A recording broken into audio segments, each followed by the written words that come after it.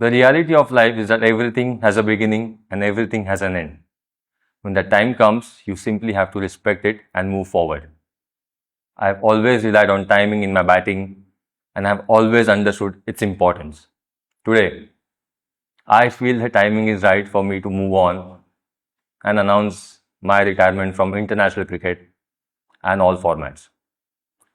From those early days traveling from Dombivli as a young boy just to practice, I gave this game everything I had. Every single day, every innings, every opportunity I got to bat, the dream was always to wear the India cap. I lived by one simple rule: always put my country and my team ahead of myself. I played this game with complete honesty, and I have always believed that if your intent is right, the game will always take care of you. Since the time I made my debut as a first-class cricketer, Indian cricket has grown tremendously, and I feel so proud to have been the part of it over the last 20 years. While my chapter as an Indian cricketer comes to an end, my journey with the game doesn't. I look forward to helping the next generation, sharing the values this sport has taught me, and giving back to the game that has given me everything. From starting out as a young player in Mumbai to playing for India, it has been an absolute honor. There have been many wins and losses along the way, but the sheer joy of playing cricket, being part of different teams, and creating lifelong memories, that has been the greatest satisfaction of my career. To the BCCI, the MCA, my teammates, my coaches, every IPL franchisee, to Radhika, my entire family,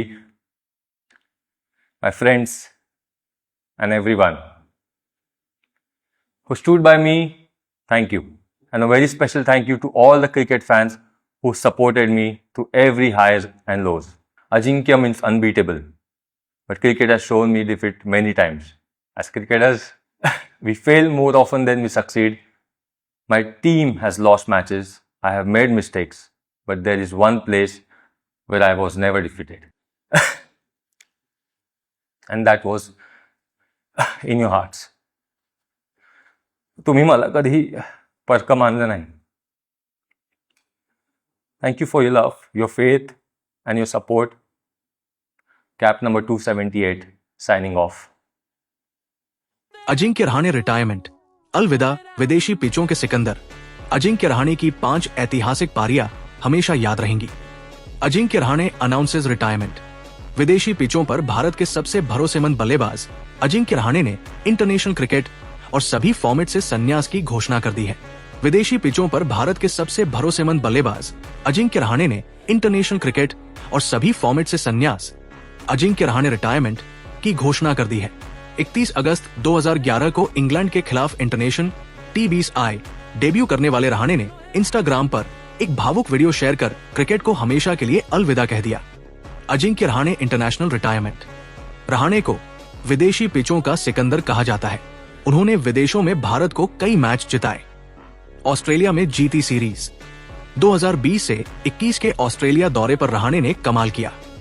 Adelaide test में हार और विराट कोहली की अनुपस्थिति में रहाणे ने भारतीय team का नेतृत्व किया। उन्होंने मेलबर्न में शतक ठोककर टीम इंडिया की सीरीज में वापसी कराई। इसके बाद रहाणे की कप्तानी वाली युवा टीम ने ब्रिस्बेन के गाबा मैदान पर इतिहास रच दिया और कंगारुओं को उनके घर पर टेस्ट सीरीज में 2-1 से मात दी। आइए रहाणे की 5 बेस्ट टेस्ट पारियों पर नजर डालते हैं। अजिंक्य रहाणे ने अपने दूसरे ही टेस्ट मैच में ये साबित कर दिया कि वो विदेशों में टेस्ट खेलने वाले एक बेहतरीन बल्लेबाज हैं। किंग्समीड की मुश्किल पिच पर डेल स्टेन, वर्नोन फिलेंडर और मोर्ने मोर्केल के सामने भारतीय टीम लड़खड़ा गई थी, लेकिन रहाणे ने हिम्मत दिखाते हुए 96 रनों की शानदार पारी खेली। वो अपने शतक से सिर्फ 4 रन दूर रह गए, लेकिन इस पारी ने साबित कर दिया कि उनमें विदेशों की मुश्किल परिस्थितियों में भी अच्छा खेलने का जज्बा और काबिलियत है। जब भारत दबाव में था और रहाणे 7वें नंबर पर बल्लेबाजी करने आए, तो उन्होंने बेसिन रिजर्व की तेज पिच पर अपना पहला टेस्ट शतक लगाया। उनके 118 रनों की बदौलत भारत हार से बच पाया, जबकि न्यूजीलैंड मैच जीतने की स्थिति में पहुंच गया था। ये उनकी सबसे बेहतरीन पारियों में से एक है और इसने उन्हें भारत के लिए विदेशी दौरों पर भरोसेमंद खिलाड़ी के तौर पर स्थापित किया।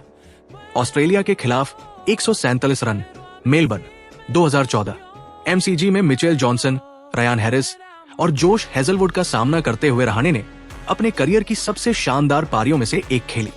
ऑस्ट्रेलिया के 530 रन बनाने के बाद रहाणे के 147 और विराट कोहली के 169 रनों की बदौलत भारत मैच में वापसी कर पाया। इस पारी ने क्रिकेट के सबसे बड़े मंचों में से एक पर उनके बेहतरीन बैकफुट खेल और शानदार तकनीक का प्रदर्शन किया। इंग्लैंड के खिलाफ लॉर्ड्स में 103 रन 2014। हर भारतीय बल्लेबाज का सपना होता है कि उसका नाम लॉर्ड्स के ऑनर्स बोर्ड पर हो। रहाणे ने मुश्किल हालात में हरी पिच पर यह कारनामा तब किया जब भारत का स्कोर 7 विकेट पर 145 रन हो गया था। उनकी संयमित 103 रनों की पारी ने भारत की यादगार जीत की नींव रखी। ये 28 साल में लॉर्ड्स पर भारत की पहली टेस्ट जीत थी। इससे विदेशी पिचों पर खेलने के माहिर खिलाड़ी के तौर पर उनकी पहचान और पक्की हो गई। ये सिर्फ एक शतक नहीं था, ये आधुनिक दौर में भारत की सबसे यादगार टेस्ट पारियों में से एक थी। एडिलेड में 36 रन पर पूरी टीम के आउट होने के सदमे और विराट कोहली की गैर मौजूदगी के बीच कार्यवाहक कप्तान रहाणे एक ऐसे ड्रेसिंग रूम में पहुंचे जो मानसिक रूप से टूट चुका था। ऑस्ट्रेलिया के वर्ल्ड क्लास अटैक के सामने उनकी शानदार और मजबूत बल्लेबाजी ने भारत को संभाला। इसके बाद रविंद्र जडेजा के साथ उनकी 121 रनों की साझेदारी ने मैच का रुख ही बदल दिया। भारत ने बॉक्सिंग डे टेस्ट जीता, सीरीज बराबर की और आखिरकार गाबा में ऑस्ट्रेलिया को हराया।